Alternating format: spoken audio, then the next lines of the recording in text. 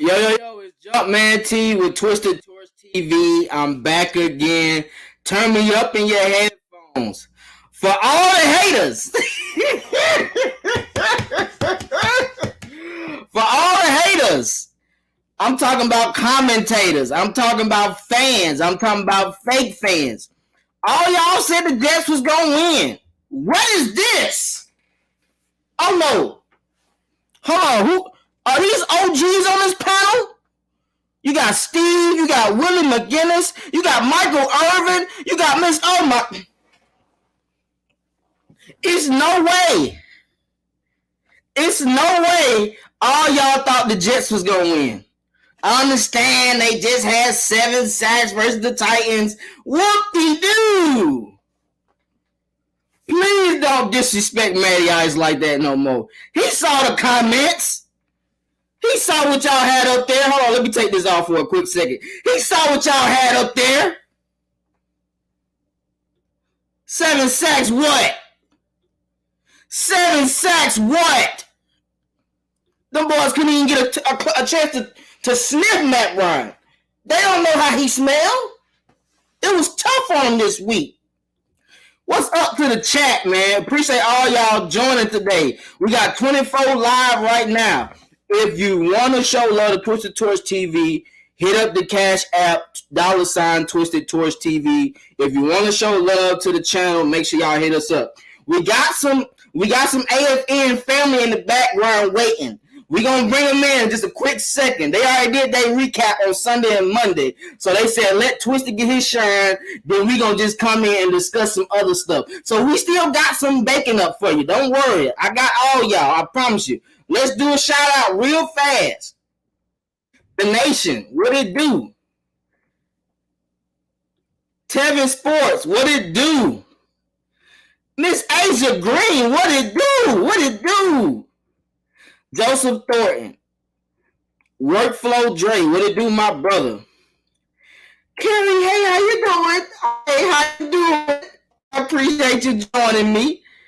Jarvis Williams, what it do? What it do? Brian Cruz. ATM, the receipt man is in the building. The receipt man is in the building. You might see something from him. We take clips from him on Twitter. He don't even know it. And I put it on the show. Shouts out to you. You see my boy six man, K Styles in the building. You see him. Tony Wright. What's popping, brother? What's good? Hey. What's up? Thank y'all for showing love to Twisted Torch, man. I appreciate y'all being on here. Hey, I ain't done. Antonio, what's good? King Quest 17, what it do? Let's get to talking, bro. Let's get to talking for a quick second. Did y'all like what y'all saw? Did y'all like what y'all saw? Did we have a star in the making? Did you see him? Did you see him on the sidelines? 9 catches, over 100 yards, and a touchdown. First touchdown in the pond. He got his first touchdown in London, guys. What does that tell you? He ready to ball. Hey, one thing I must say, shouts out to Kyle Pitts and Matt Ryan for getting their game tight and gelling. With Calvin Ridley going out. Hold. Before I get into my what it do, Mike? What it do, my brother? What it do? The mad scientist is in the building. I had to stop that before I go. You know how it go. But hey, shouts out to Kyle Pitts and Matt Ryan for getting their game tight this week, man. Matt Ryan completed 33 completions over 45, 342 yards, and 2 tubs. What can I say? Kyle Pitts, 9 receptions, 119 yards off 10 targets. That man missed 1 target. You can't tell me that ain't precision. Did you see them tight windows Matt was throwing into? I got a picture. Give me a second. I got a picture over here. It's a picture over here. That man was throwing into 3 people. I gotta find it. I'm sorry. If you see old pictures, oh well. That man was putting it on the money this week, guys. Y'all can't say nothing. Look at that. Oh my God. Who said Matt Ryan lost his zip? Who said that? They lied. He's been throwing bullets all year in the middle of the field. Looking perfect. Precision. Miss Maggie, what to do, Miss Maggie? The queen has woken in the building. What to do? Bobby, hey, what's good? Matty Ice, he's looking good, might I say. Y'all was worried about those 3 interceptions week 2. He ain't thrown an interception since. Only tubs. Only touchdowns. Hey, listen, Bubba, I don't know what they be seeing, bro. I see history in the making when it comes to Matt Ryan. He is putting that thing on the money in between 3 receivers. He is trusting all his receivers. Zacchaeus was dropping passes earlier. Who caught the pass on 3rd and 11 to end that game, to ice that game? Zacchaeus. And he fought through traffic. You saw him? Strong hands, fight through traffic, get up yards. We got some receivers, guys. At first, I was sad Calvin really had to be out. But hell, hey, you're building chemistry with your other players. Sharp had a couple 3rd down catches, 2 to be exact. He's trusting people. Hell, we even got a chance to see Thor this week, guys. You saw Thor in the end zone? He had a couple slips. He did have a couple slips, but he got in the end zone. We've been complaining about, well, I ain't going to say we. I've been complaining about not seeing Hayden Hurst more, and we did. But you do got to keep a hold of that ball now, bro. If you feel other people coming, you got to get down. That's a touchdown right off that interception. We're going to get into defense. Let's talk about offense. I talked about defense first last week. Let's get into offense. Offense did their thing, guys. I stated about Arthur Smith being conservative. It was me. I said it. I said Arthur Smith was being too conservative. What the hell did Arthur Smith do? He said, the hell with Twisted. I'm finna change up the game plan. On 1st down, I'm going deep to Kyle Pitts. And what y'all might not know, that was kind of the same thing he did for Cordell last week versus Washington. That defense, they saw that same play. And they did the same exact shit again. They went for Cordell. They went for Cordell on that stop route. Last week, they went on Pitts for that stop route. They went for Cordell on that stop route, and it cost them. I appreciate Arthur Smith saying he made a mistake and not going to go back to make the same mistake. Shouts out to you, Arthur Smith, on that, bro. One hell of a coaching game. I liked him and Dean Pease. I stated it. Dean Pease did his thing.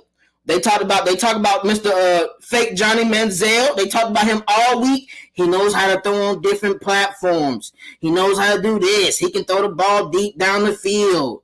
I didn't see too many deep routes down the field. Did you guys see deep routes down the field? I saw that one. And to be honest, that was a pick. AJ Terrell, I don't know why he didn't look for the ball. That was a pick.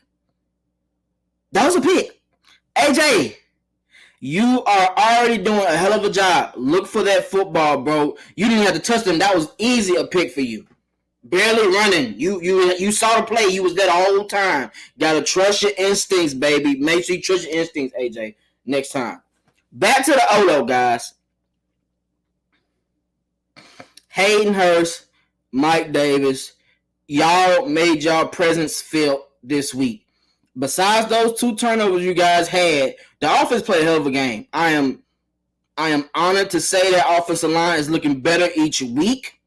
They have went through some bumps and bruises, guys. It's been a lot of teams that we faced that have had good front D linemen. In the past 2 weeks, they have stood their ground and been better. Even in the run game. Cordell, what he have? 14 attempts, 54 yards. Mike Davis, 13 attempts, 53 yards. I like that. I'm good with that. Maybe get them, 2 to 3 more touches each? 15 apiece? Oh, my God. I'm rocking with it. I'm rocking with it. Hold on. I think we got some more people in here, guys. I think there's some more people in here. I'm just going through y'all comments and all this. I gotta see what y'all saying first. This is only 1 year older than you, Asia. That's crazy. You're a youngster. I'm 29, but that's crazy. Hey, work for Drake Calvin, who? Hey, you got them playmakers out there, baby. Them boy making plays out there. They ready to go. Tony Wright, Matt Ryan has joined the 5,000 passing completion club along with Phillip Rivers 5th, Ben Roethlisberger 6th. Matt Ryan also passed Dan Marino in pass completion. Did you say something about pass completions? Was it 5,000? You said? Did you say 5,000? I'll take 5,000 for 2. You see him? Y'all better stop hating on Matt. I'm telling y'all, remember this. All this stuff we said about Matt this, Matt that. Did you see Matt run on the sidelines? Y'all said y'all want to see Matt energy, right? Pray for what you asked for. Pray for what you asked for. Because Matt is going to show y'all a different side. And it's going to be different. It's going to be different. He trusting people, bro. And that's one thing I love about Matt Ryan. He's not forcing it to nobody. If they're open, I'm just getting it to the open man. That's all it is. Hey, Bobby. Hey, no cap. The way I've always stated this though. Matt Ryan is a phenomenal quarterback in between the numbers. I've stated this multiple times, bro. Throwing in the middle of that field, Matt Ryan is on the money 90% of that time, bro. He knows how to throw into coverages where the linebacker is approaching, throwing from different side angles. Like, Matt is that deal, bro. Matt is that deal, bro. And people don't see that enough because I understand we've lost games that we shouldn't have. But Matt has shown he can do it. He got his hand up. Hey, I got you. What you mean? Matthew Stafford ain't the only one know how to do that. And they are homies, so I'm sure he teaches them certain throwing levels here and there. He has been threading the needle. Mike stupid. Hey, that's a fact, bro. Recognize greatness from the whole team. All AFN is greatness. We are greatness. It's on the way. Hey, come on, bro. Come on, man. I ain't been away, baby. You know what I'm saying? I just had my dose. My third shot dose, so you be a little tired for a couple days. I'm back and in full effect though. You see the energy is here. I'm ready to go. I'm trained to go with it. You know what I'm saying? It's always that. He did, bro. He did have that great third and long catch, bro. He did. That's one thing I can say about that. He was really in his. He was. Hey, Matt kept giving him chances. After one chance, you keep making it, bro. You don't know what can happen.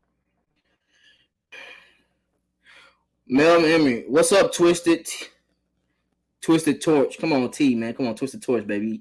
Glad you're doing well, man. How about Cordell Patterson is playing great ball for Atlanta Falcons? I believe he deserves a max contract. What you think about that? Bro, I think Cordell is he's taking advantage of being in a good scheme with a good QB.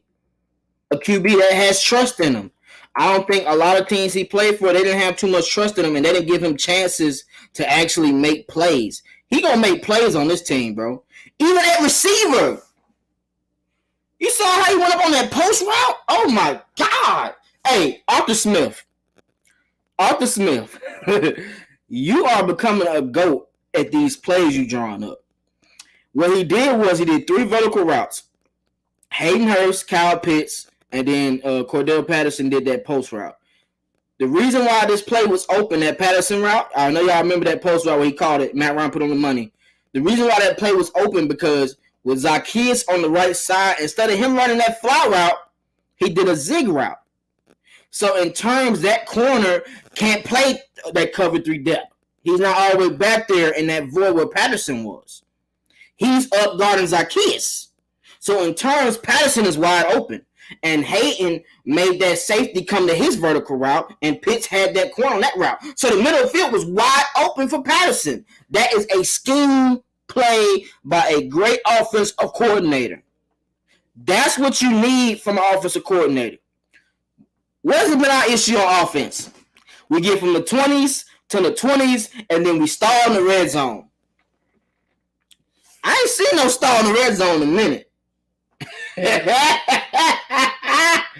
Ever since week 2, when we've been in that red zone, we have been scoring touchdowns. 2 of them we didn't. We kicked field goals versus Washington and versus the Jets. But we have been scoring touchdowns throughout in that red zone. Mike Davis! Mike Davis! You saw how he ended that game? That's what I need from a running back. That's what I need from my line. Push the pow. Get him in the end zone. We ain't stopping for nobody. They ain't blowing no whistle. We going to the end zone, baby. We ain't lining up at the 1 yard line for these jokers. We scoring a tub. That's what I like to see. When the last time y'all seen that from our running back and our line pushing them into the pile? What, Freeman? In 2016, 2017? We haven't seen that, guys. And that shows effort. That shows competition. These boys are competing. And if y'all watch Cordell Patterson mic'd up at the game, he said it. Before he started, they was in the drill, they was talking. He said, hey, Arthur Smith said this has been our best week practicing. Wednesday and Thursday was our best week practicing. We went out there, we played hard, and I know it's going to show on the field. And what did it do? It showed on the field. Now, y'all let me know if I'm just dope popping now. If I'm capping, let me know. I don't feel like I'm capping, though. I don't feel like I'm capping. Hey, that's a fact. That's a fact. King Quest, you are on the money with that. See, Kerry, I ain't even looked at the comments yet. I'm just showing love, and you already got it made out. I appreciate you for going ahead and throwing that in the chat. Hey, what's good, boss? What's good, homie? What's good? Hey, the offense is moving, bro. That's one thing. That's one thing I can say, bro. Hey, Noah, what's good? He said, "No, what's up, Twist? I'm no longer fantasy guy." No, you're still fantasy guy in my eyes. You're still fantasy guy in my eyes. The only difference is you're able to do more. You can always be fantasy guy to me. I take what you say into content, definitely, bro. Hey, workflow. It should have been a blowout, man. But look, I don't care. Okay, let me not say this. I'll show you a picture of what them boys said in the interview. I'll show you a picture of what them boys said in the interview. I don't care if we win by 1 or by 100. A win is a win. I don't care what we win by, baby. We win by 1, 2, 3, 4. I'm good. It's a win. We live to stay another day. We live to fight another day. That's how you got to look at that, bro. And they closed out the game. That's what we want to see from our players. We want to see them close out games. And that's what they doing. Marcus Bell, what's good? What's good, bro?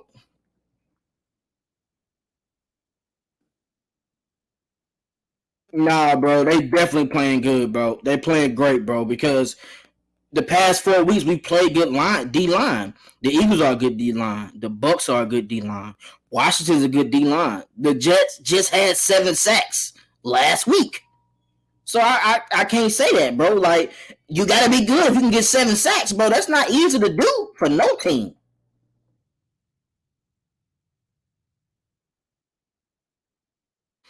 Tony, get them right. Get them right, Tony. Get them right. That is a fact. Congratulate that man. Hey, Antonio. Hey, bro. You on your bag, bro.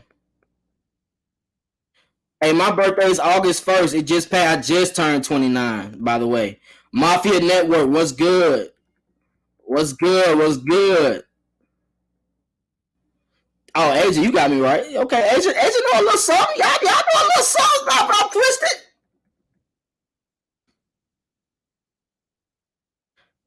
Hey, Big Ant, shouts out to you, my brother. I ain't seen you in a minute, bro. I hope you're doing good, bro. I hope everybody in the chat is living happy, stress free, and enjoying life after a win. I know when you get losses, you don't want to go to work. This week, I'm happy to go to work. I'm happy. And it's homecoming week for Twisted. I'm at JSU live in a couple days. So I'm turned. If I get a video with Deion Sanders to put on AFN talk about the Falcons, y'all gonna be in love with me. Y'all gonna be in love with me. Let's see if the connection is still deep when I was at Jackson State. Let's see what's up.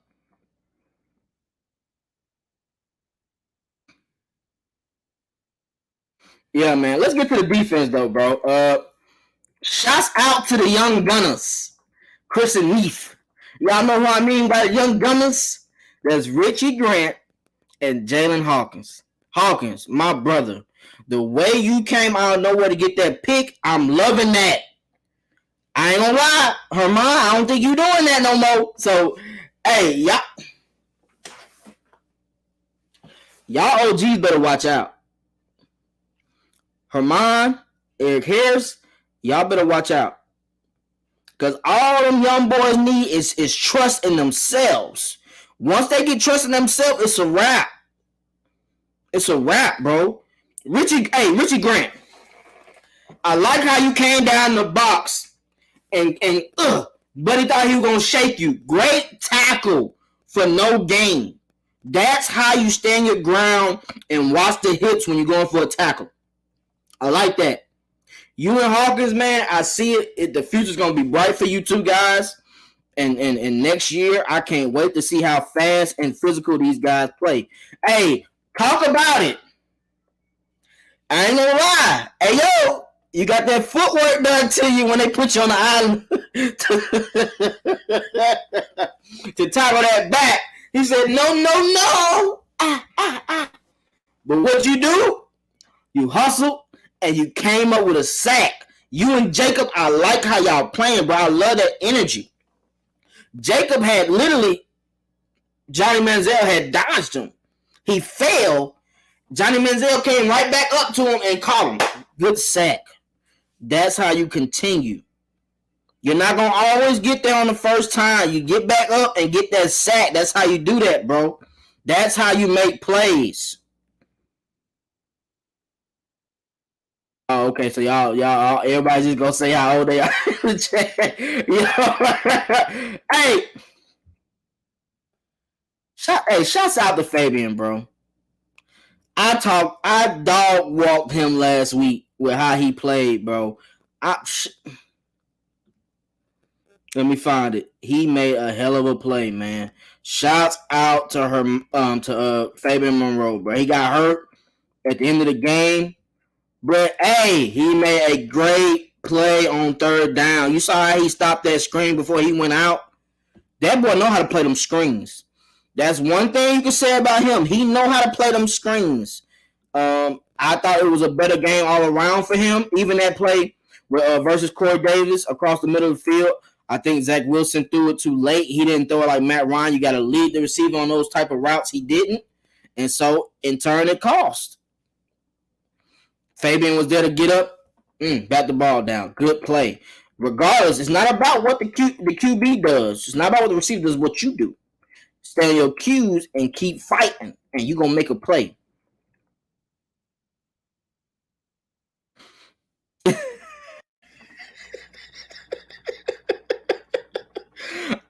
Hey, Bubba Gump, that's a fact. That's a fact. Can we please keep Means on the bench, bro? I don't know. Hey, he finally got close to the QB this time, though. That's one thing we can say. He did get close to the QB finally. Shit, I thought it would never happen. Hey, AJ is a shit now corner, bro. I'm just looking for that next level of him getting interceptions and actually paying attention to his skill set. He has skill set. He knows how to play zone. He knows how to cover people man up. He knows how to do a phenomenal job. He just has to trust himself a little bit more when it comes to interceptions. That's a fact, bro. They in here, bro, because we litty. We litty today. That's why.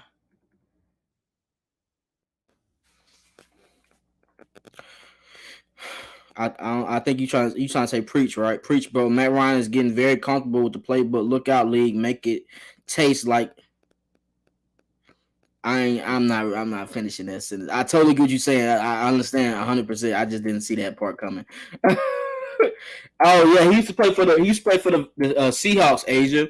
He plays D tackle or D end in a 3-4 scheme. He got a sack versus the Titans. If you remember that first preseason game, number 99, he got a sack versus the Titans. Hey, nah, that's a fact, bro. I can't wait till Marlon come back, bro. Marlon is gonna be an X factor if he can stay healthy. I've been saying this for 2 years, bro. I really think he's an X factor if he stays healthy. Facts.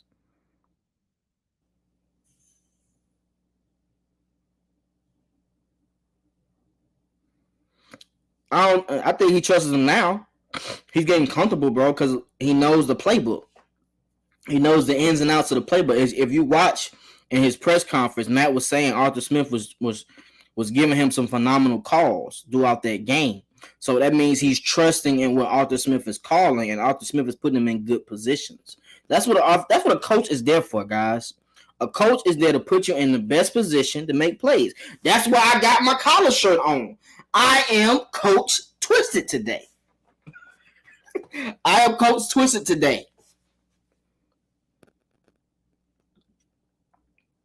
Hey, I think he is, bro. I think he's gonna be a phenomenal talent, bro. We got so many pieces moving, bro. As far as getting younger, Richie Grant, Jalen Hawkins, AJ Terrell. I'm anxious to see what Darren Hall's gonna look like in the future. Sheffield, I don't know what it's gonna be. Hopefully, he plays some next week, and let's just see where it goes from there. No, they're not, bro, because they know it's gonna be a test. You either gonna get tackled hard as hell, or you gonna get a batted pass. He ain't going for that, bro. They not testing him. He is tackling tight ends and running backs. He don't care. You ain't see how he did the running back from Washington last week. Oh my God! But he hit Buddy in the ribs. Buddy said, "Oh, I'm done. I'm out of there." Bro, I think the offensive line did good altogether to me, bro. Matt had time. I thought Matt did a phenomenal job reading the field. I thought the players were getting open faster than normal.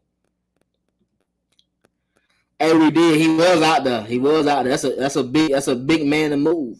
And that's what you need. That's what you need when you're on that defensive line in that 3-4 scheme. You have to have that big man in the middle to be able to stop everything, bro. Clog it up to make the linebackers run free. That's the purpose of that scheme. You want your linebackers, you want Foyer and Dion to run wherever the hell they want and get there as fast as possible. And with Purnell, Grady, and Marlon Davidson in at that same time, you can cancel Christmas. Because they all know how to stop the run. They all do. And then Grady doesn't have to beat double teams as much. He'll get some single coverage once Marlon Davis gets back. I truly believe that.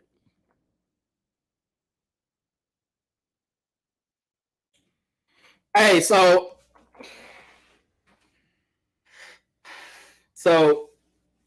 Mike Davis, Hayden Hurst, we're gonna have to do some ball control with the fumbles. You know how I don't know if y'all seen the program, but they used to have to run with the football in class. Omar Epps, he was a running back for the program, and he had fumbling issues in training camp. The coach said you gonna rock this football to class everywhere you go to sleep and all that, and each player gonna try to hit the ball every time. And that's what they was doing. So you're going to have some drills like that. I need to see some ball security, guys, because those were 2 touchdowns those were 2 turnovers in the red zone. And that's not what you want to have when you're going against great teams, because it's hard to overcome that type of stuff. That's field goals or that's touchdowns. So we want to make sure we cover that up a little bit when it comes to that. As far as defense,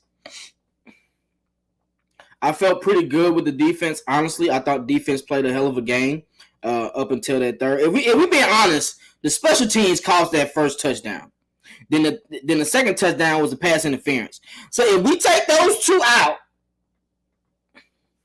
and they got to go all the way down the field, they couldn't do it. We was getting a lot of 3 and outs. That's how you win games.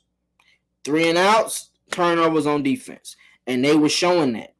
We got both. We got both this time. I'm liking what I'm seeing. And Dean Pease is getting these jokers right. You see Dion, his name wasn't called like that because a D lineman was getting there. We had a lot of D linemen getting to the backfield this game, if y'all ain't noticed. Michael Carter, 10 attempts for 38 yards. Ty Johnson, 4 attempts for 12 yards. Tevin Coleman, 3 attempts for 11 yards. That looked like we shut them motherfuckers down on the run game, right? That's what I saw. That's what I saw on the defense. That's what I saw. Special teams. I know Coach going to get y'all right soon.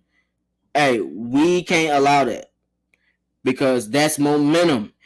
I'm to the point where I'm hoping we start asking to be on defense first moving forward just to stop that. I want some of that big play energy on our side. Cordell going to break one sooner or later. That's what I'm hoping for. And I see that coming soon. But we got to get that special teams right, guys. I can't have those drives to where we go down, we kick a field goal to end the half. Great job by the offense. Kick a field goal to end the half. They just kicked the field goal. We brought the field goal back 20-3. They come out a long goddamn. Come on, we can't have that. We can't have a long kickoff return, bro, because that puts them in good position to end up scoring touchdowns, and you don't want that. Hey, O-line did a hell of a job, bro. We've been talking about them earlier, bro. For sure, they did a good job. Yeah, that pass interference was a tough one for us to watch, bro. I ain't gonna lie. And it's because he was there. He had it. He literally had that pass. So we just got. He'll get right. Nah, come on, Carl. You know I mess with you, bro. Don't act like that, bro. I got you, bro. My fault. What you see? I ain't show you a tweet or something, bro. Let me know. I ain't even see it, bro. I'm going fast. I'm at a fast barometer right now, bro. Can you get on the mic and say something? I don't. What you gotta say, bro? Say it in the chat first. I can't. I wasn't say nothing crazy, bro. What you gotta say, bro? Let me know. But hey, listen. We got 3 goats coming on in just a second. Let me make sure they get right. Oh, that's what you said. Okay. You think we can beat the Aints and Pussycats right now? Me personally, I think we have a chance to beat both. I will be at that Pussycat game on 10/31. I'll be at that game. So I will have it live and in full effect. I think both teams showed weakness, and the fact that we don't play them so soon, it gave us time to get our momentum. We only got 1 loss in the division so far. So I'm looking forward to those division games. I'm looking forward to seeing your team again, too. Yeah. But, hey, y'all been waiting. It's time for the show to get started. The show is on the way. The show is here. Can y'all please bring yourself in the show, guys. It's cool with me. Everybody, please bring yourself in the show. Go ahead and hit it up. Go ahead and let me know. I'm going to add you myself. I got you.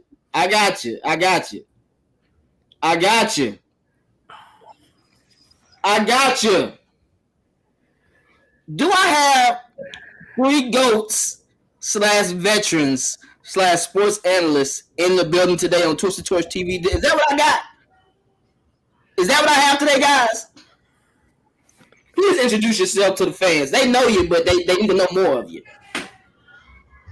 Well, they better goddamn know who I am. That's all I got to say about that. They already know.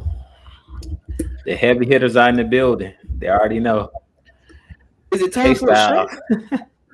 They already know who the hell we are. Oh my god. You sound like Babe, by the way.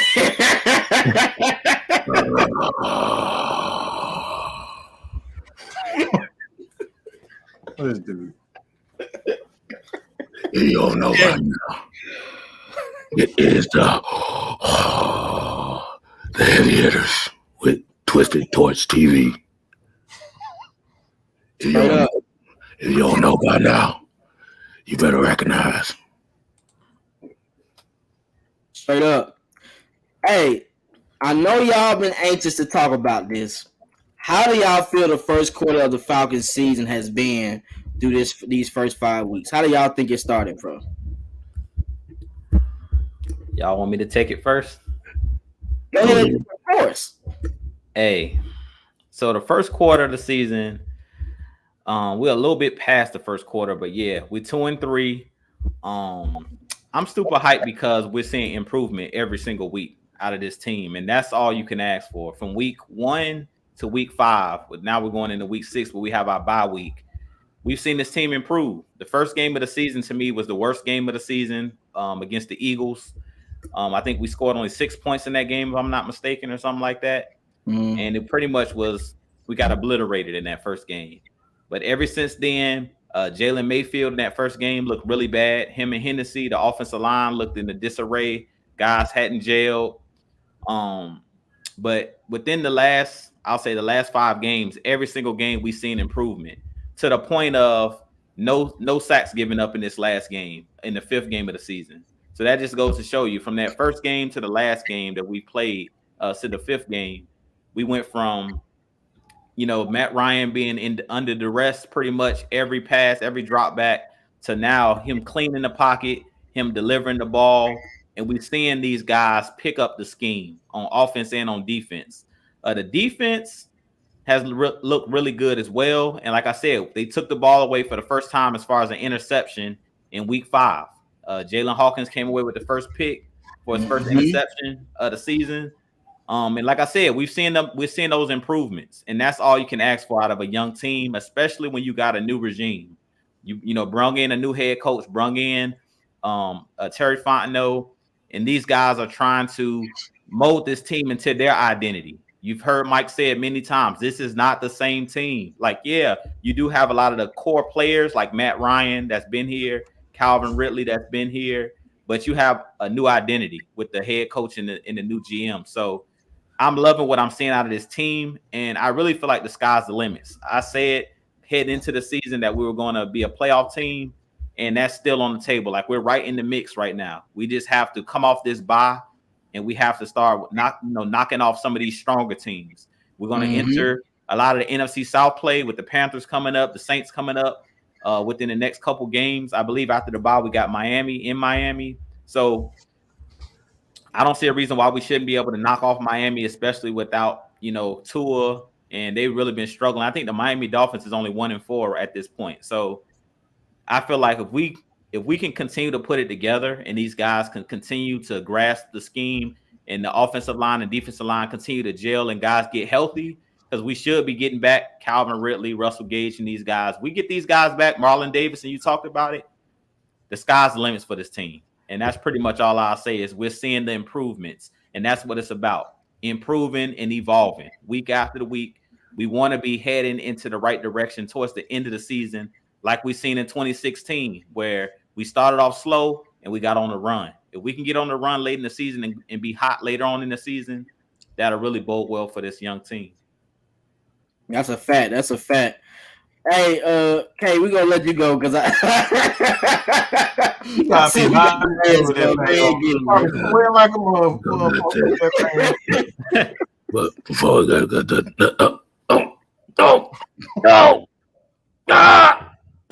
that, This dead dude here. This son of a bitch. He done got kidnapped by somebody. I can tell you that much. I'm signing you up for WWE, bro. I'm signing you up soon. Hey, wait, what happened? What's going on, people? Hey. Yeah. As far as this quarter season going, boy, like I said, it's still room for improvement always around.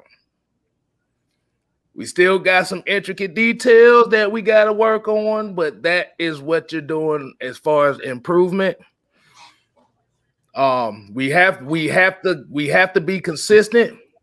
So if I give a letter grade of this first quarter season, I'm gonna give it a C+, only because of certain situational football that we didn't execute on that we know we have to get better at. But from what I've seen, Jalen Mayfield, he done shut a lot of people up. Matt Hennessy, he done shut some folks up. Alameda Zacchaeus, he done dropped some passes, but he done had some critical ones. Yeah. You see that. You see that. Mm-hmm. You see that. It's just all about. I'm trying to put this in the right way so I don't sound so politically correct. These motherfuckers is arriving. Yeah, you don't gotta be politically correct. Let's get down to the nitty-gritty. Yeah, they're arriving. Now the main thing we have to do is we have to put 2 or 3 of these games together. Back to back to back. I don't know what people talking about. Me, Bray Wyatt, and K Styles just got here. I don't know what y'all talking about. I just got here. Go ahead to get that super chat going on, folks. Hello. Ooh. That's a great stat to say. 91 Falcons started 2-3. Shouts out to Javon for the super chat. Appreciate you, my brother. They did. Hey, and the way this schedule is set up for the Falcons to gain momentum, to start trusting in their players. As Mike said last week, you got to trust your players in key situations, and that's what it's becoming. Arthur Smith is trusting who he got. We don't got Calvin Ridley. Let's give him a young phenom. Let's just feed him. Whatever we got to do, 9 for 10. That's the key stat. 1 missed completion to Cal Pitts. That's a key stat. Hey, like I said, this is like you got a preview of seeing what this offense look like without Calvin Ridley. It looked like like I said, we gotta see this for a couple games. If Calvin really doesn't come back the next game and we see this type of game again, is it gonna be really that time? You talking about like trading him? You think it might be? No, I don't think they're gonna trade him because I don't think they will trade. Well, we don't know. I don't know yet. Yeah, we don't know no more. Is it? I haven't given up on Ridley, but like I said, he's got a lot to prove right now. And I'm gonna just leave it off with 2 words, and y'all know what I'm about to go with this, and y'all have already said it. Ayo! I told you so. I told you so. I'm out. But you saw the whip move he did though, right? Oh yeah. Oh, I told you that dude has a bigger wingspan than Kyle Pitts. So yeah, that wingspan is gonna be good. Mike, tell me how you feeling, bro. Exactly the way I felt when I started the season. Oh, I've been preaching this for a while now. I've been preaching it.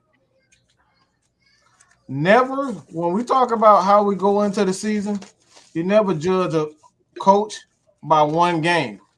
It's play calling. Play calling is a game by game step. So when I hear people say, "Oh, he was a conservative this game, he was aggressive this game, this guy didn't do this game," none of that matters, because what coaching is, how you become champions, is by adjustments.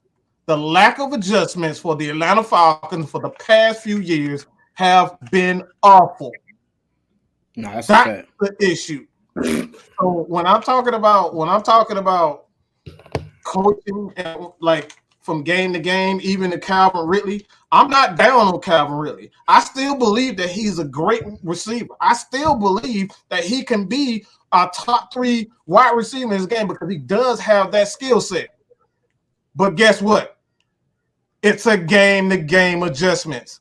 So if you, from last year with a 1,300, you got to put up those same 1,300 in the next week, and then next year, and the next year after that. That's when we start talking about greatness. Is he worth it? Can he become that number 1 for the Falcons?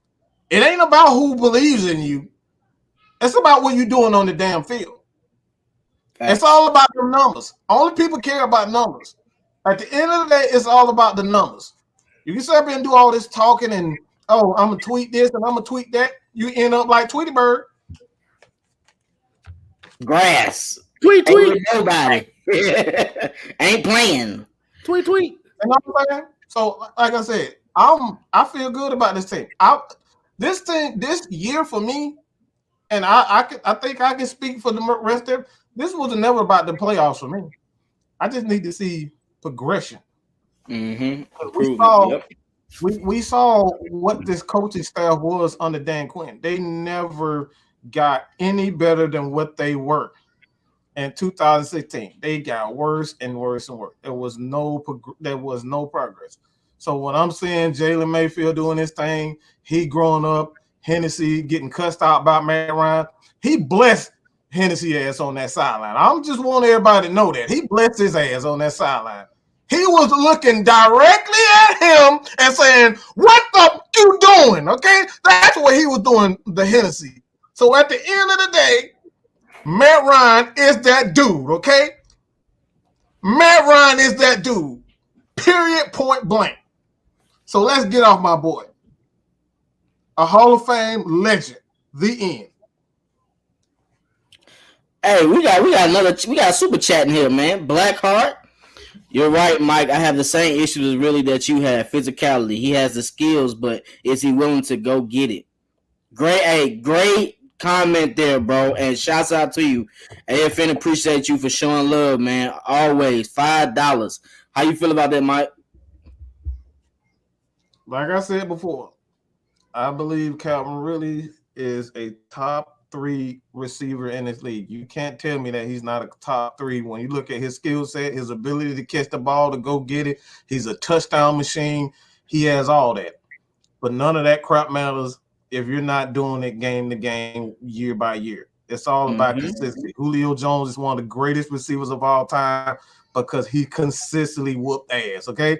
I'm going to be just a little bit more animated this year. He consistently whooped that ass, all right? It's just like Mike Tyson. You stepped in that damn ring, your ass is getting knocked out.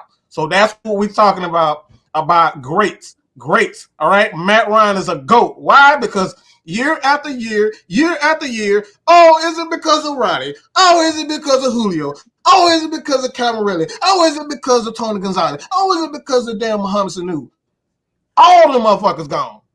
And guess who's here, right? Still standing up on his throne, looking like Randy Orton with that pose. Period. Matt Ryan still going strong.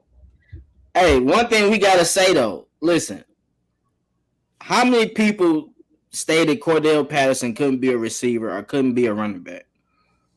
Each person that comes to Matt Ryan's presence that was trash on other teams, look how they spread out. You stated Muhammad Sanu, Taylor Gabriel, now Cordell Patterson. He has 5 touchdowns. This guy is averaging over 100 all-purpose yards throughout these games. And it's because a QB and an offensive coordinator have faith in him on offense. Matt Ryan ain't guessing no more. He throwing the middle of the field to Cordell. He throwing fade routes to Cordell. That is how you make your players better. You cannot say a lot of QBs don't do that. Only the greats make their players better. Drew Brees has done that on his team. Tom Brady has done that on his team. Matt Ryan has done that consistently over his years. No one can. You cannot lie. Jenkins, before Matt Ryan got there, he was trash. He was still trash, but he made some better plays when Matt Ryan was there. You can't say that. it's a lot of people he bring out the best of the players. Running backs. Tevin Coleman. What has Tevin Coleman done since he's left? What has Devontae Freeman done since he's left? I'm just naming people, guys, and he's making them look like all-pro type players with him. But let's get to the first quarter of the season for me. I think, like everybody said, it has been great improvement between the coaches and the players. I'm starting to see that the players on offense and defense is understanding where the coaches want them to be in situations. I like to see that. The players are seeing what they're watching in the film. They're going over the plays in practice, and they're knowing what they're seeing.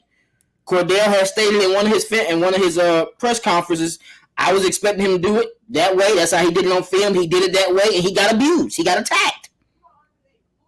That's great film study by the coaches and the players. Week 1, we didn't do a good job blocking. Week 2, it was better blocking. Week 3 is better blocking. Week 4 and Week 5, they gave up a total of 1 sack in 2 games. Or maybe 2, if I'm not mistaken. It's 1 or 2. Washington got 1. I don't believe the Jets got a sack this week. So it's been 1 sack in 2 games. To a team that just had 7 sacks on Ryan Tannehill. Washington, their defensive tackles have been killing everybody. Hold on. Who? What you just say? Who that quarterback you just said? Oh, Ryan Busserhill. Tannehill, Busserhill. Wait a minute. You talking about the 5th best quarterback in the NFL? Oh, that guy. Yeah, that guy. I remember that. I remember that guy. They said that he was the next coming to Joe Montana. Yeah, I remember that guy. Oh my. I mean, he's played okay this year, even without Arthur Smith. But Arthur Smith was the engine for him, and he still has Derrick Henry running. I think he's won ground air 2 of the 4 games. So I mean, is he really doing what he's supposed to do? I don't know. If we look at these stats, Matt Ryan's stats, it might be better. It might be better. All right, hey, let's talk about it now. 10 touchdowns to 3 interceptions.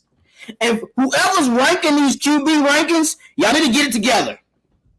There's not 16 QBs better than Matt Ryan. We got to cut that now. Come on, man. What is that? I don't know who's doing these rankings on ESPN. Oh, hold on. I don't know if y'all see this. I said this earlier. All these analysts, who did that? I know they didn't do that to us. Hey, I say keep it going. Exactly. Keep it going. Those are 3 legends, though. Like, how y'all gonna disrespect like y'all know the game? Hey, keep it going. I'm starting to think we play better when no one expects us to win. Like I said, keep it going. We just fly under the radar and just take our wins, and then when we get 6-3 or 6-4, then they start paying us attention. I've never understood that about the NFL when it comes to the Falcons. They got to get that together. But us being 2-3, we should be 3-2 with that Washington. If we are 3-2, we're looking at a whole different season as far as this first quarter of the season. That would have been crazy going into the bye. But I'm cool with this offense and this defense gelling well going into the bye. We play Miami, and then we'll play the Panthers. We have a chance to pick up steam. The Panthers ain't looking too good, so we might be able to take over some. And they coming home. Hey, listen. All I need us to do is play better at home. In my honest opinion, we play so good away, and it just when we go home, it's more stagnant. It takes us longer to get touchdowns besides that Washington game. I just need us to play better at home. If we play better at home, this team is going to be different. I want that team, before we move into that new stadium, where Matt and the Falcons were you couldn't beat them at home. You already knew it. Chalk it up as a loss when you came to Atlanta. That's how I want this team to be. And I feel like with these players and with these coaches, it's going to get back to that steam. I think the first quarter is a C, like K-Style said. They will get better. I'm just looking for improvements throughout this season. But, hey, I got to talk to y'all, man. Oh, ho. I ain't even peep that. Richard Drake, what it do? For the 199. What's good, my brother? We don't need Sheffield trade him. Andrews a backup. We gotta see what that depth like first. I can't just trade Sheffield. I'm trying to tell you, bro. You can't do that. Exactly. You don't give away pieces if you don't know what they do in this scheme. Like you can get, nobody would have thought the way that Isaiah Oliver played in Dan Quinn's scheme that he would be playing lights out. Not even, like if I'm gonna put a grade on anybody who was a star in Dean Pease, it's Grady Jarrett and it's Isaiah Oliver. They were mega stars in his defense. So I'm not ready to give up on Sheffield. Like I said, I give players 3 years to prove what they are. You are what you are after 3 years. All right. No more excuses after that. And Sheffield has not gotten the opportunity to really showcase his talent. We don't really even know what the hell his talent is because they put him against some of the best slot receivers in the game. That's not fair to him for a young guy. That's not fair. That's ignorant. Yeah, I'm not trading Sheffield. How you feel about that, Drew? I completely agree. I mean, for one, we seen Fabian Monroe go down in this last game, and I don't know how serious his injury was. He made a form tackle and got hurt, but I keep saying depth, strength in numbers. You need that depth. I was just looking at the Cowboys letting go of Jalen Smith, and I'm like, they tripping. I know Jalen Smith is not what he used to be, but you need as much depth with COVID going on and with injuries. You want injury away from him. Like, knock on wood, I'm not claiming nobody get injuries, but say that Michael Parsons goes down for the Cowboys. Then what?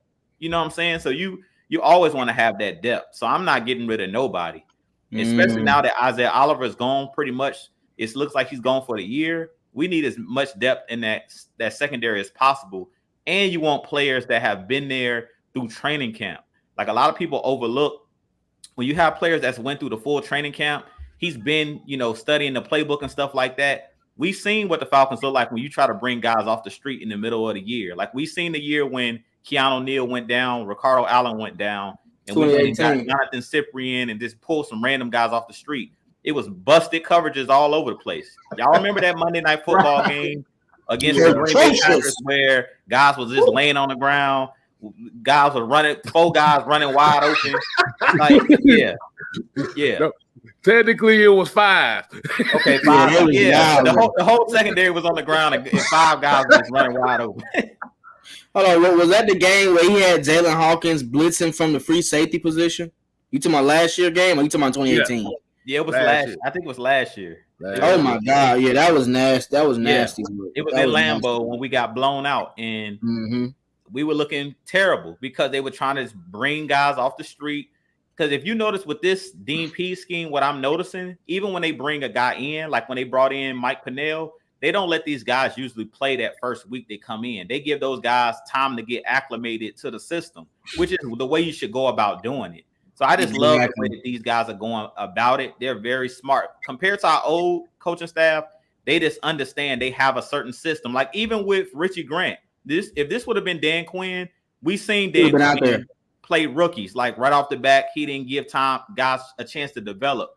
I think they're doing the right thing because we seen these guys were confident. When we needed those guys to step up, Richie Grant and Jalen Hawkins looked excellent in this last game. And even Darren Hall, for the most part, the guys that played, the young guys look excellent, but it was because they've been developing in this scheme. They're at practice. They're developing. They're under Deron Harmon, Eric Harris, in that room with those guys, learning the scheme. So when they do get called upon, when their numbers called, them guys are stepping up.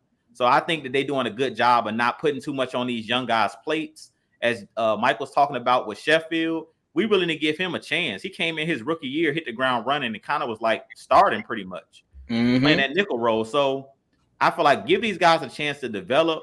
Like Mike said, I say give players at least through their rookie contract to see what they are and actually play them. Because we know our last regime, we would get guys that were rookies, but they never would play. So we still wouldn't know what they are. We still don't know what damn Dieter Sinat is. Man, I'm still trying to figure out what he look like, to be honest. Never saw him. Quadra Olsen, the same thing. Right. I seen him on the sideline at the London game, but I'm like, we ain't seen a good dose of Quadra Olsen. Other than in his rookie year where he got a couple goal line snaps, We don't know what that kid is because we didn't have him on the team for about 4 years, 4 years, and he was always inactive. Hey, one thing I was gonna say though, I know y'all noticed it. Based on Washington last week, this week we didn't have no busted coverages. Did y'all peep that? And they tried. They tried to go deep passes multiple times. It just wasn't open. He was looking like, damn, man, nobody open. Proclamation real quick. Let me make this because I don't think people heard me the first time I said this. But I really like Jalen Hawkins at that strong safety position. He's athletic. He is a great blitzer, as we know. And he just has an eye for making the play. If he can continue to get that toolage from Dean Pease, this guy has all the physical makeup to be a Pro Bowl safety. He does. But he had to continue to develop his mind first. It all begins in the mind because the safeties are the eyes of the defense. Just like the middle linebacker, he's the eyes for the front four. He's the eyes of that secondary. So he has to be the signal caller. So if he continues to learn how and what Dean Pease wants from his safeties, that guy's going to be a hell of a player. I'm not saying he's going to be a Pro Bowler, but if he continued to be to improve, he has that physical makeup to be a Pro Bowl. Because, like I said, he's fast, he can hit, he's a great blitzer. He's a ball hawk. When you see, like, he had almost 2 opportunities just this year to pick one out, and I think he got 1 pick, but the other one he dropped. So he has the dude has it to be a strong safety. I think he's going to be. Watch out, all right. I think he can be the starting safety for Dean Pease and the Atlanta Falcons team. Hey, I call them the young gunners, Chris and Neef. That's what they're gonna be until they get their shine on. Then they're gonna go to the Clips. Mm-hmm. Hey, both of them had created big turnovers in college. Jalen Hawkins and Richie Grant. Mm-hmm. So with these safeties, these old school safeties, y'all better get your hands on the football more and catch them. Because these young players, they coming, they hungry, they want money too, they want to win too, they want playing time, and it's showing. If they got time to study Dean Pease's system, and Dean Pease, like Drew said, he's not rushing nobody to go out there. If your ass ain't ready, you're gonna sit down and wait. Ayo is just he's I think he's a physical practice athlete that goes out there and trains and practice in and out. So that's why he got more film.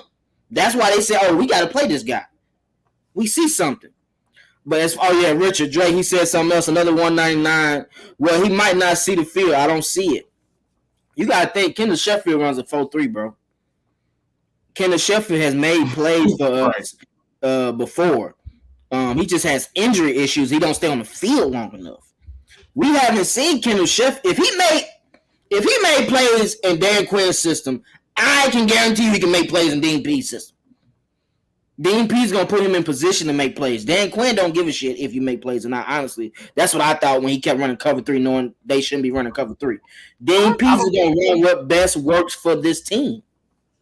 I don't know who said this, but somebody brought up the fact that Dean Pease doesn't give up deep plays. And that plays into his hands. He doesn't allow his DBs to get beat deep. That's why he's seeing Richie Grant. That's why he's seeing Harmon and Eric Harris. Those guys, they playing so far off, and they're using their athleticism to make plays on the ball, to come back to the ball. And that's where that 4.3 speed come in hand. Like, you allowing these guys to be athletes. When you allow them to be athletes, they're in their natural element. So when they're in the natural element, that playmaker, that playmaker skill set get activated. And that's when you start to see guys like even Felipe Franks. You see him, he playing tight end, he running the ball, he running that read option with the Falcons. You see what the hell going on with Cordero Patterson. The dude is like, this man look like he's a rookie all over again because he's allowing these guys to get in position to do what they do, to be athletes. Well, I got a question for you, Kay and Drew. How y'all feel about the way they've been able to use Cordell Patterson in this scheme. I think I take it first. Go ahead, Kay. I think it's the perfect blend. Because, like I said, you necessarily don't have to have him be the number one receiver. Mm-hmm. Let him be the football player. I mean, like I said, it's been working so far. Like I said, you don't have to force 7-8 balls on him every game. Let him be Matt Ryan's security blanket. Mm-hmm. And then we think about the running game. He's a kick returner for a reason. He's got vision. I didn't know he had vision like that, but like that. The main thing is you're using him perfectly right now. Like I said, you just want to get the ball in his hands by any means. Like I said, you don't have to give it to him 20 times a game. Like I said, give him in small spurts like they kept doing. 12 times a game, maybe something like that. But the one thing I love about it is when he's on the field, it doesn't give away the play. It doesn't give away the play. 21 touches, Kay. He got 21 touches yesterday or Sunday. 21 touches. But the thing about it is, think about how they're using them. Mm-hmm. Line him in the backfield, you got a running back. You flank him out wide, he's a threat right there. And what that does now is it helps. And like I said, I understand they tried to throw that running back pass last time. I don't know if that was a misconception play because nobody was open on that side. That was a communication. That was a miscommunication because every route went one way and he went the other way. If Baltimore caught a concussion, boy, had the whole city of Atlanta had the 6%ers like, oh shit, no, no. But I was on the TV like, man, damn, man, get out the work, man. Get him back in the game. Yeah, but like I said, as much as we talk about Cordell Patterson. Like I said, I have to, and like I said, I have to give props up to two guys on this offense right now. That's Keith Smith and Lee Smith. I thought you were gonna say Lindstrom. What you talking about? I ain't even drunk none yet. I ain't drunk none. I got my feng shui candle. I got my beads on today. I feel good. Okay. But just let you know. But think about it. And Twisted, you said something earlier as well. You said something earlier as well about that Mike Davis and that goal line snap. Think about the 3rd and 1s we've been converting this year. Mm-hmm. Who's leading the charge on those 3rd and 1s? Keith. Who's getting those little dump off passes? They ain't getting no yak yardage, but he's getting those. Lee Smith. Mm-hmm. Yeah. Hey, hold on, okay, you gotta look at this picture though, bro. Yeah. Yo, how is Mike Davis jumping over him like that mid-play though? Shit, he's like, hop over, motherfucker. I got a lane for you. Hey. But this is what we talk about the players when we talked about splash plays and like plays that don't show up or not really the sexy stats or nothing like that. These are the type of like guys that specialize in that. Because Twisted, I got a question for you, and I've been asking it all week. Lee Smith, Luke Stalker. I don't even think that's a question. Lee Smith for 200, please. Did you see that play action call with Matt Ryan where he rolled out and Lee Smith blocked for a quick second and got off wide open in the middle of the field? Yeah. Luke Stafford would have dropped that. He toe tapped on the outside. Right now, Lee Smith is literally 40 yards away from a career high in receiving yards. He getting that for sure. I didn't realize that dude was that big. I saw him up the next to Kyle Pitts. I was like, whoa.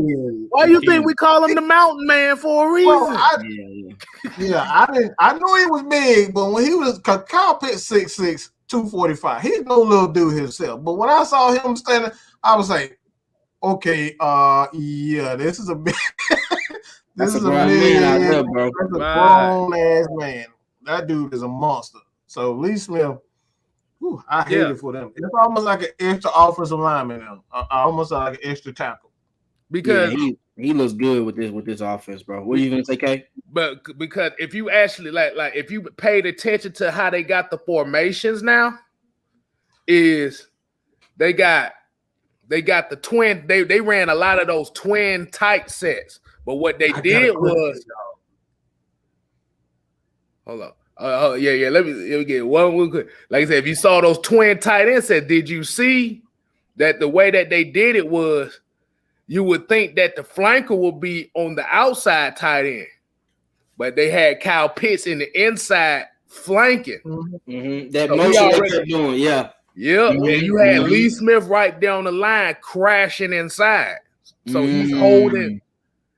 So, like I said, this is a good trio of tight ends we got right now. You literally have a tight end who's a wide receiver. You have a tight end who's a special, like a hybrid type tight end. Then you got the Mountain Man.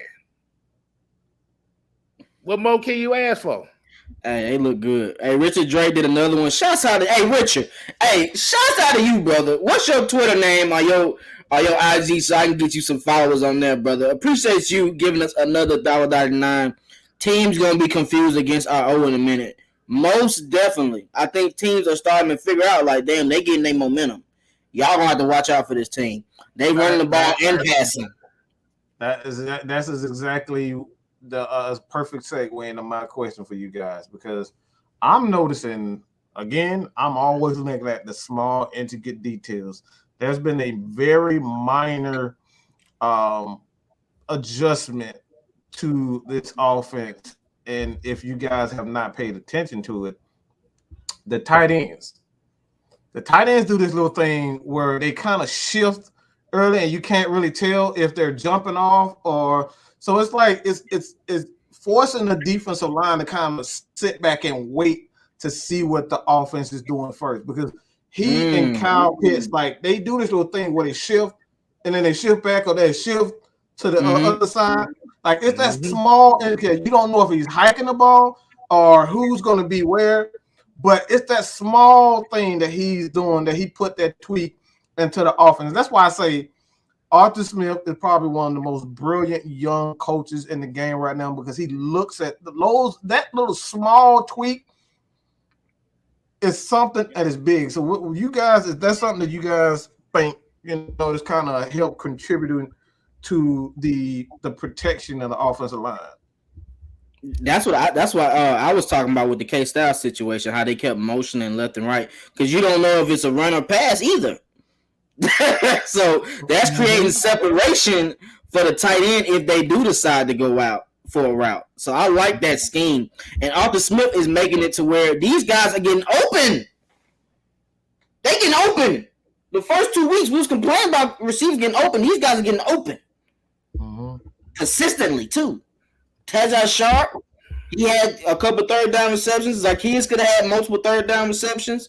Hayden Hurst, Lee Smith, everybody's getting involved, man. And it makes a team unstoppable if you don't know who to guard. You can go in the game plan, I'm going to stop CP this week. Okay, Kyle Pitts is going to eat. And what you going to do about it? And if you got a QB that's precision, that's throwing in the middle of the field, he's throwing in between three people. And that play action game, hey, that's Matt bread and butter. If that play action is on, go ahead and sit your player down and say, we had a good game. We didn't know what to expect. Because them linebackers was guessing throughout that whole game. I don't know if I'm running. I don't know if I'm passing. And Kyle Pitts was eating them alive. Back to back, post routes, slant routes.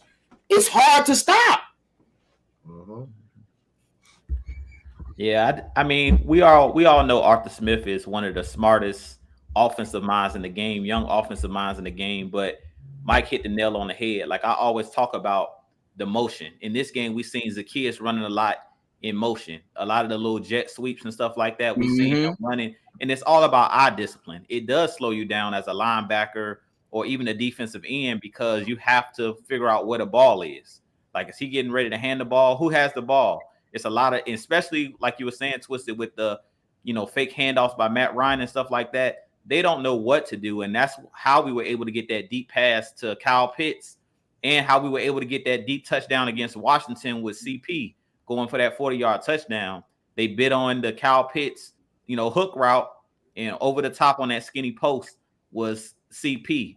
So I just feel like you said, the small intricate details, and we're seeing another thing from game in and game out, the adjustments. Mike talked about it early in the show. It's all about game-to-game adjustments. Like, you're not going to see the same thing week in and week out. And that's one thing that I really like about, as much as we're talking about the offense look better without Calvin Ridley, it looked better without a guy like Russell Gage. Those guys give you the ability to be flexible on offense.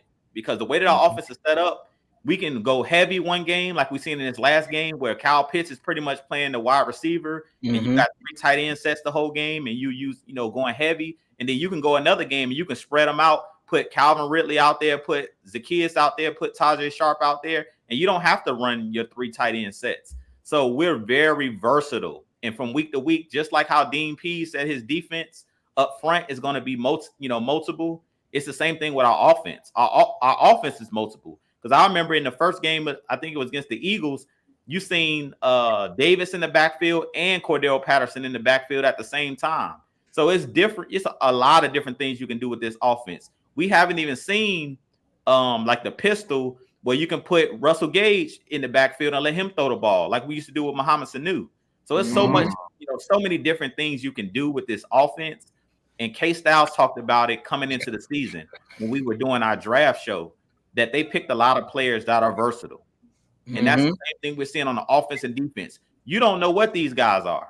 What is Russell Gage? Is he a quarterback? Is he a wide receiver? What is Kyle Pitts? Is he a receiver? Is he a tight end? We have a lot of athletes, football players. What is Cordell Patterson? Because sometimes when they're on the field, it's like, what personnel are they in? Are they in 22 personnel? What person? Because CP can line up anywhere.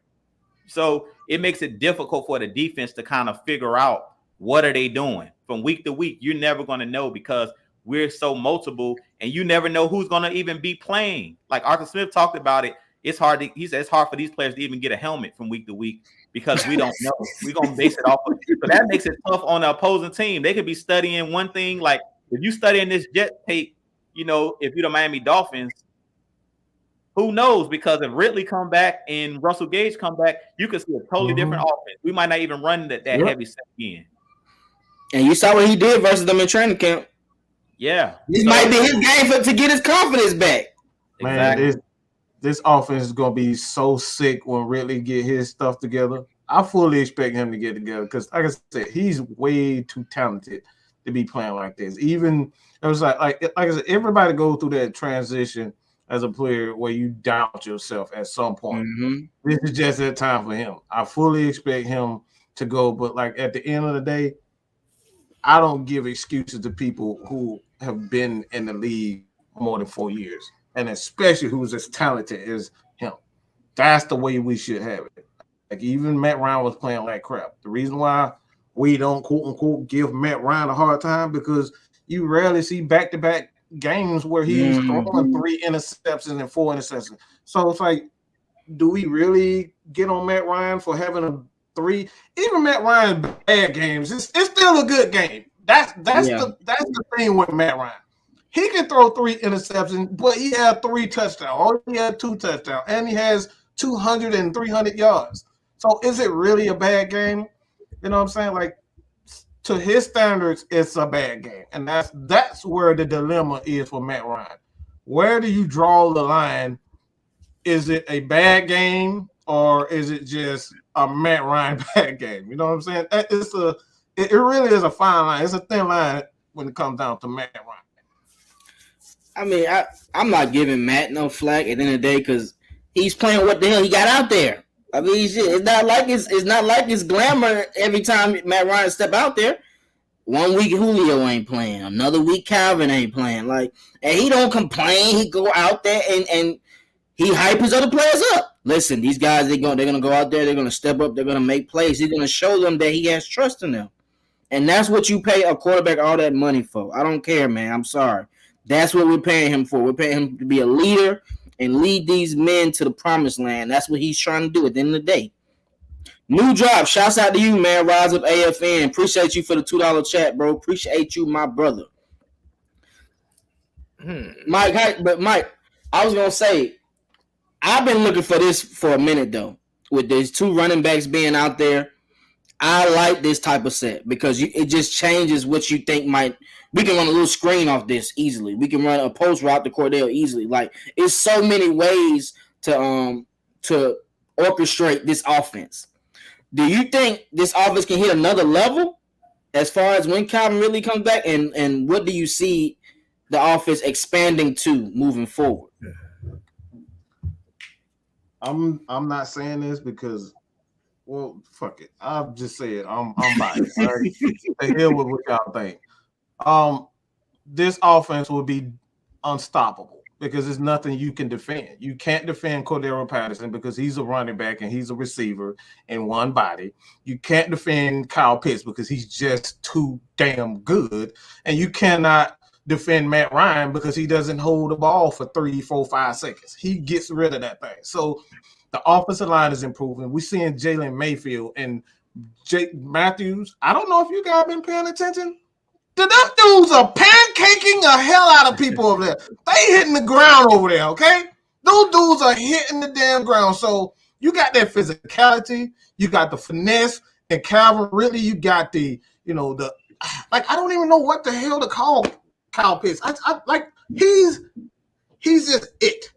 He's just it. That's all Kyle Pitts is. You cannot defend him. He's physical. He's learning how to block as a tight end, and that right there, that little thing right there, just him learning how to block is going to make this offense unstoppable. And not to mention that, pick that picture right back up. Pick that picture right back up.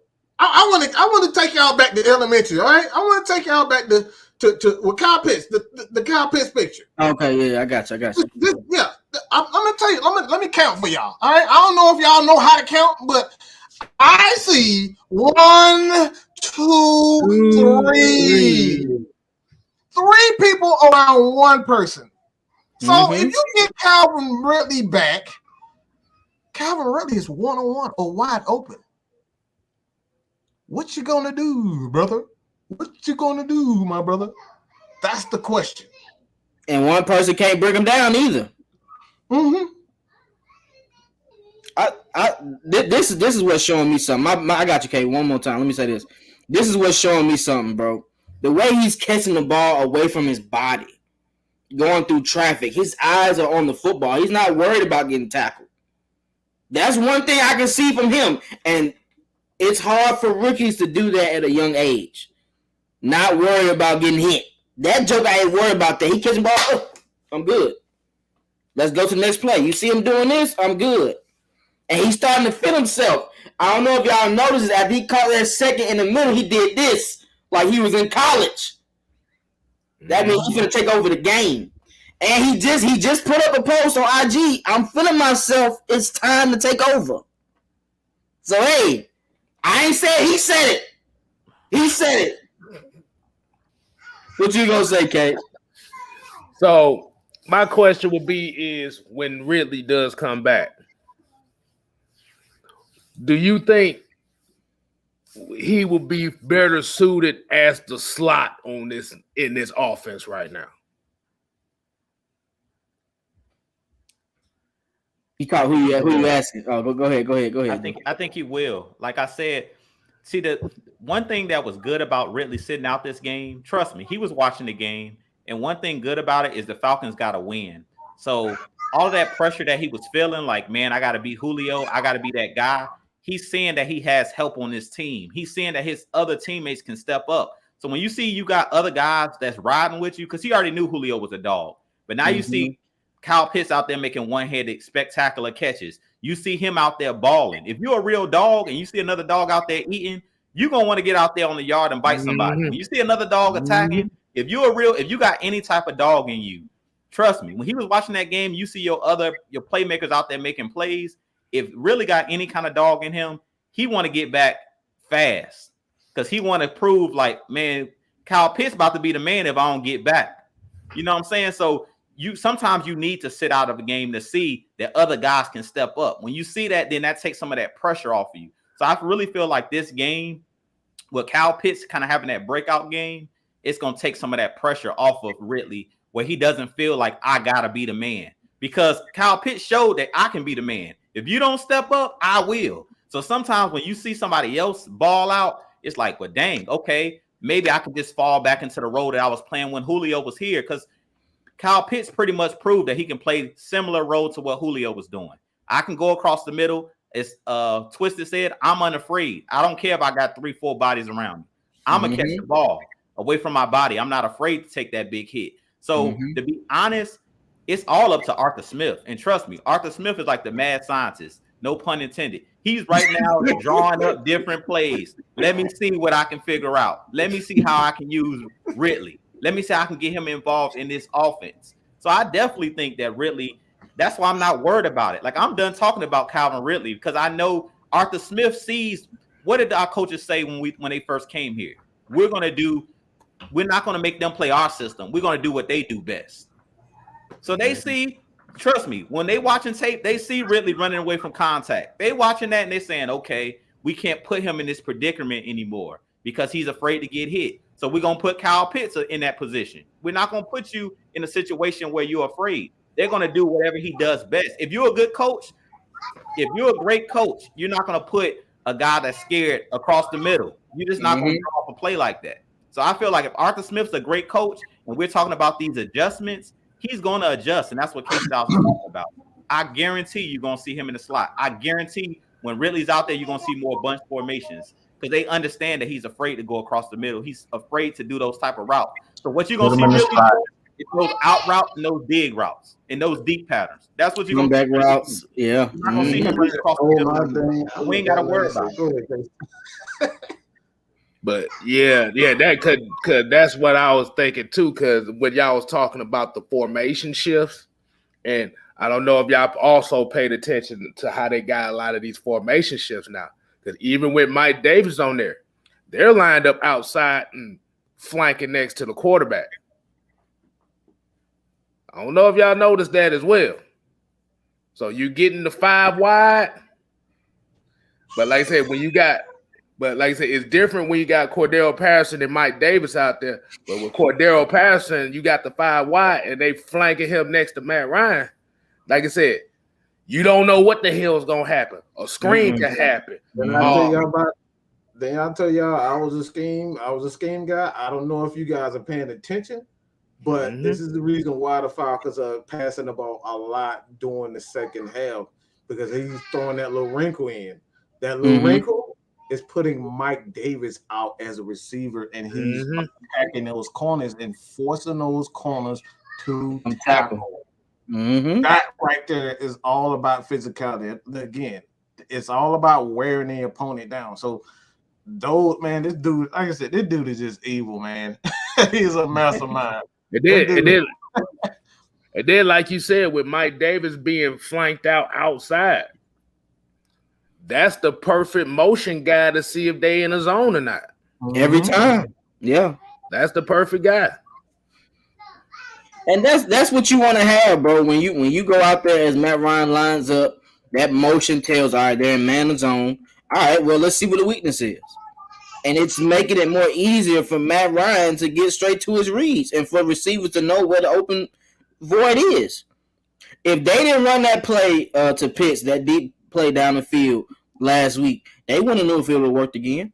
You got to take chances to see what's going to best fit versus these defensive coverages.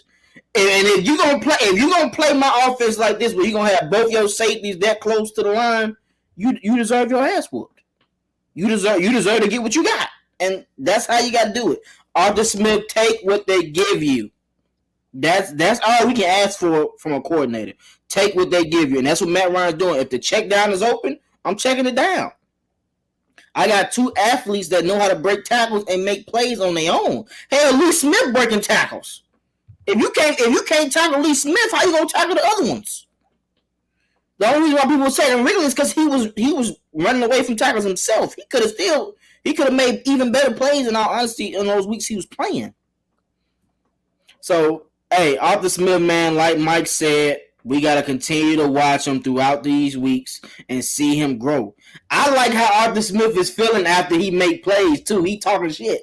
If you watched the mic'd up last week, he said, man, damn, Cordell, they're going to think you're on my fantasy team. He said, I better be. Like, he already know Cordell already know what to expect from Arthur Smith. He knew that from training camp. That's why he came there. These players know what they're getting from this coach. They want to be put in position to make money. And that's what a coach's job is, to make you be in position to win and make money. Hey, do y'all want to do some Q&As? Let's see what the fans got real fast, man. Let's see what they talking about. I appreciate y'all joining, first of all. Let's discuss this. Heavy hitters came on Twisted Torch show today. They took off. They ain't even be on the camera. I called in an order and said, hey, y'all got to come on Twisted today. We going to talk. And that's what they did. They showed love to Twisted. So make sure y'all subscribe to all their channels. K-Styles, Bad Mike, Jude Talk Sports. Subscribe to all their channels. Everybody on AFN knows how to put that work in and sets that groundwork, guys. So subscribe to all our channels. Follow us on Twitter. You know we talk crazy on Twitter, too. I don't care what you say on Twitter. You can holler at me. I talk to everybody. Twitter, IG, subscribe to all of our channels, bro. We appreciate y'all as usual. Give us some Q&As, though, before we go. Y'all got any Q&As? Y'all got any more questions y'all might want to ask? Okay, so let me see. I'm trying to think. Okay, so Twisted, I got a question for you, man. Talk to me. Okay, so I know we've kind of already talked about it, but I gotta put the name out here. I had to light up my. I had to light my second candle up right quick because I was about to say, but these bees wasn't gonna work enough for me. Tyler Davidson. We call him Stevie B. Stevie B. That's what we're gonna call. No. The reason why I asked about that is, did you notice? I don't know if a lot of people know. Did you notice that Tyler Davidson wasn't on the field that often in that second half? They was using Graham more. They was using Graham, and Mike Pennell was out there guarding screens at 330 pounds. Bro, let me see if I got that. I think I had that. Wait, yeah, he was moving. That's a big man. Right. No, it wasn't this. This was Ballard on this play. I like the effort by these defensive ends, man. Tyler Davidson, it's your time to go. That was him in that picture, Twisted, you just put up. Mike Pennell with the one arm on. Yeah, the one arm. Tripping. Yeah, that was the one arm tap. That's a grown man, bro. That's Look at him. There. That's a grown man. Hey, Grady wearing off on these people, bro. Grady is wearing off on these people. They're actually being hungry and chasing plays down. I know, Kay, I know you know. That's what we're supposed to be doing on that D-line. I don't give a damn. You get blocked, you get up, and you keep scraping. Pursue. Keep going. You got to keep going. You got to keep going, bro. That's how you earn your money. Tyler, your ass is gone. I don't like cursing like that. Tyler, you is grass. You're going to be on the bench for a while. I'm telling you now. Tyler and Steven Means, hey, yo, got a sack. We finally got Pennell, who looks better in this 3-4 defense anyway, because he's meant to take on blocks for the linebackers to scrape and get after the plays. Pennell is better than Tyler Davidson. I don't see nothing he does. I don't see nothing. Even Steven Means got close to the QB this week. I was surprised at that. But Ayo finna take your shine. I can see it now. Even Jacob, we talk about pursue, right? He fell. He missed the tackle, fell, got up, and went for the QB. Got the sack. If I see intensity and energy like that week in and week out, there's no chances for you losing games that much, bro. Because you're competing. When you compete, you ain't worried about the score. You worry about getting after that thing in front of you every chance you get. And that's what they got. Dean Pease is telling them. That's why he got the eyes. Hey, I don't care. I don't know if y'all seen Varsity Blues. I'm sure all the OGs have seen Varsity Blues. Mm-hmm. Anytime that coach got bad and he'll snap on you in a heartbeat, that's how I like my coaches. Run these laps. Get it on out the way. I ain't finna play no games with you. Straight up. So, hey, they hungry, bro. I like the defense, bro. I think it's time for Tyler. He's made enough money on Atlanta over these past 3 years to do nothing. So I'm thankful we're getting depth. We're finally getting players open for Dean Pease the way he's trusting them and getting them out there. Ryan S. Games, how do y'all feel about our special team coverage unit? I'm gonna let y'all go. I talked about that earlier. I don't even want to talk about that right now. It needs some work, but that's what the bye week is for. Mm-hmm. Like I said, what it is that you got. And the one thing a lot of people don't understand about kick coverage is if one guy is out of his gap, that's all it. All it takes is one guy to miss a gap. That's it. That's it. And that was Tevin Coleman that ran that thing back on us this past Sunday. I'm glad he didn't score. Oh yeah. I was about to say, that's two. Like I said, that was 2 weeks in a row that they gave up. They gave up a long kick return after halftime. So it's just about it's all up here now. Well, like I said, that's really what special teams is, up here and gap discipline. Because if you missing one of those two, gone. Shout out to the king. I know Russell Wilson. I know he hurt right now, so they got to deal with Geno Smith right now. Yeah, I think that's my homie Harold. What's good, brother? I think he's a Seahawks fan. I think that's him. Yeah, it's a tough loss for them. That's 6 games. Sierra gonna make sure he get back right though. Exactly. He'll be right soon. Whoa. Geno still playing? He's still in the league? Yep. That guy was a first-round draft pick, bro. What happened to him? I forgot he was in the league. I ain't gonna lie to you. I swear I didn't know he was still in the league.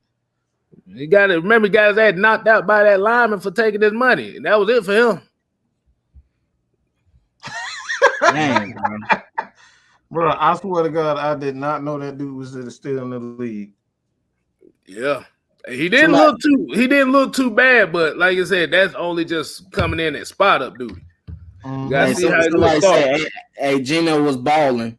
Nobody saying that. Hey, the fake C-Red. Hey, I almost wanted to jump off the screen when they did my boy Matty Ice like that. The dude dove at his ankles. What is that? That's Bushwick League, bro. He ain't gonna slap his hand like he ain't know he did it. Come on, dog. You can't. No, we can't. I can't have that, bro. Bro. He lucky he didn't get thrown out the game. He lucky Chris Lister didn't come see about him. That's unacceptable, bro. You can't. We don't have no Bushwick players like that. You'll never see our players trying to hurt nobody, bro. He was kicking their ass that bad. They said we gotta get him out the game. Yeah, I don't know what that was. That's unacceptable. Thank God he had that brace on, because that brace. Whew. Boy, I just say that. But here's a question here that I actually wanted to ask too, and Bird Gang kind of hit it. But basically, he was saying, why do you think Michael Walker hasn't really been on the field? I'm gonna say it again. Dean Pease, they're looking at these guys in practice. Like every player has a role, but they have to figure out what he does well. And I'm gonna tell you one thing that he did that ticked off Dean Pease in that game against Washington, and they broke it down. If you go back and look at it on that play where Deion Jones missed the tackle on McKissick, that play that they scored the game-winning touchdown on. Michael Walker was not playing his assignment. When the quarterback went to run, he got out of his zone and started chasing the quarterback. And one thing that Dean Pease hates, he talked about it in the first game. Guys have to play their assignments. We keep talking about Steven Means and these veteran guys. One thing that Dean Pease has to know that if he can rely on you to do your job. He was in New England for a reason. New England says, do your job. I don't care. Stay in your gap.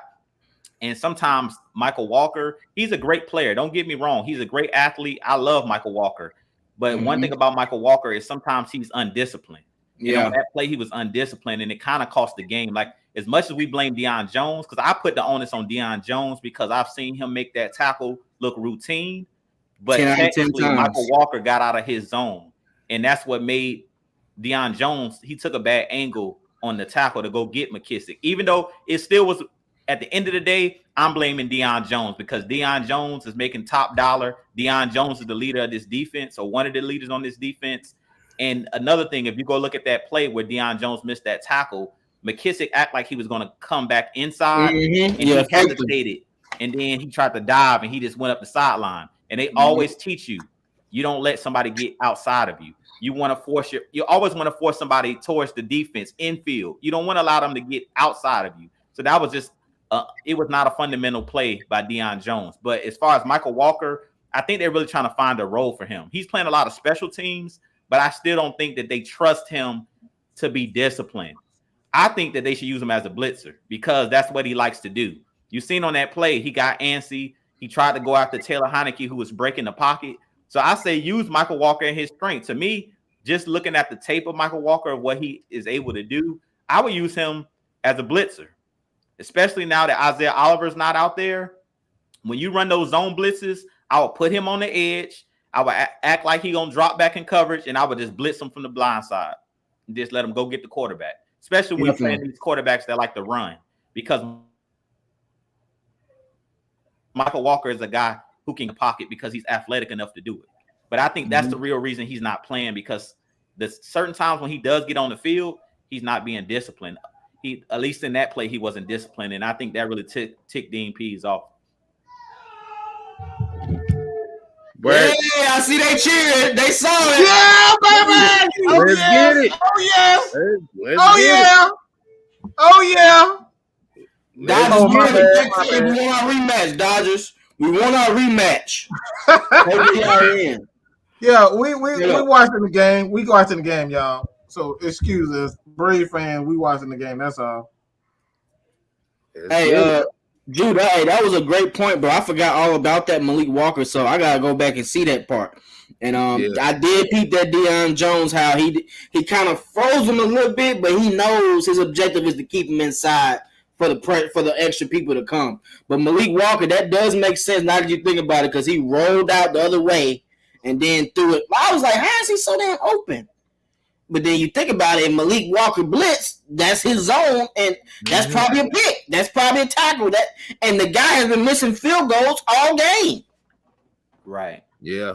But at even I can't blame Michael Walker because they was breaking contain all game. So I understand why Michael Walker went for the quarterback, because it's like he was gonna run for a first down, but he ended up giving a touchdown up. So it's like, do you want to give up a touchdown, or do you want to give up a quarterback getting 5 yards on that play?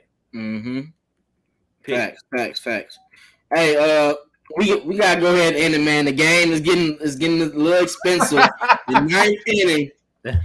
We had almost 180 people online, guys. LV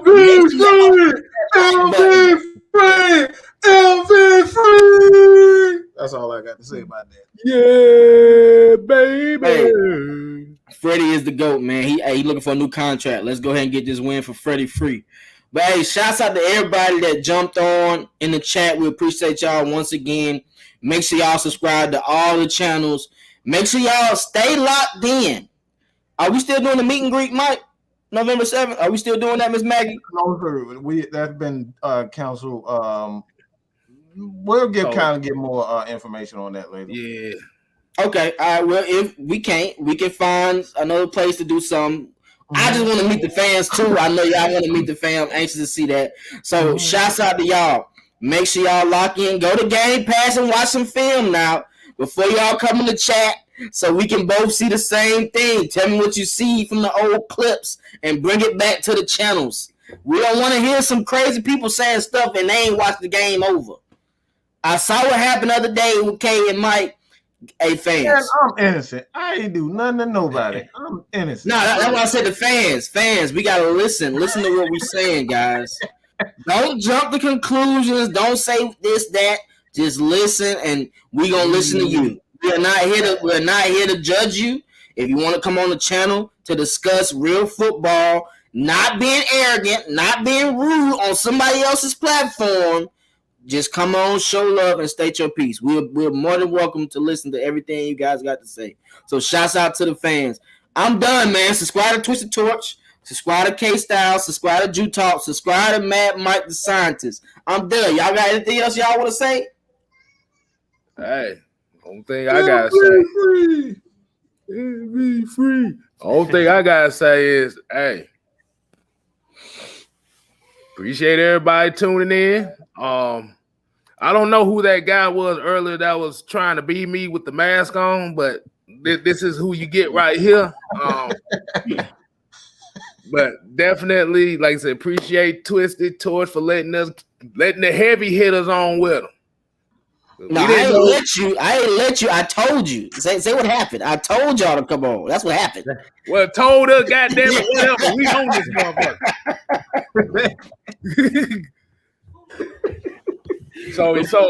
So y'all got a double treat today. You got 2 shows in one. Definitely. But like I said, y'all make sure y'all continue to support Twisted Torch and appreciate y'all for getting AFN over the 1,800 mark. Uh-oh. We got some celebrities over there. Style on that hoe. Style on that hoe. Be like,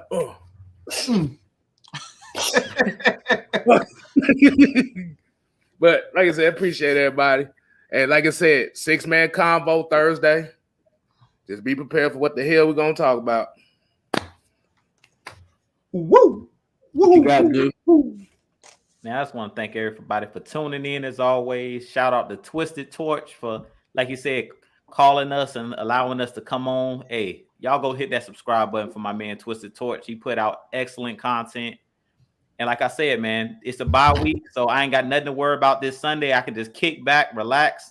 I don't have to be nervous about nothing. We can get ready for this game against Miami next week, but we can just chill from now on. So I hope these guys are getting ready for Miami. Look, we got 2 weeks to get ready for Miami, so there's no excuse. 2 weeks, we should get some guys back healthy.